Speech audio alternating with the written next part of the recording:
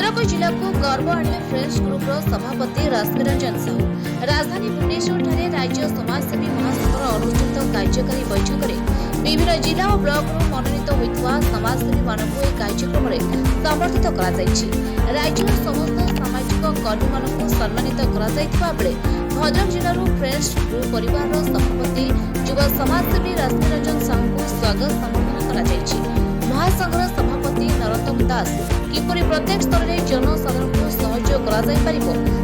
मत प्रकाश करते महासंघर महासचिव पंडित श्रीपति आचार्य महासंघर गठन मूल लक्ष्य और उद्देश्य को आलोकपात करने संपादक नारायण साहू ओडिशार समस्त सामाजिक संगठन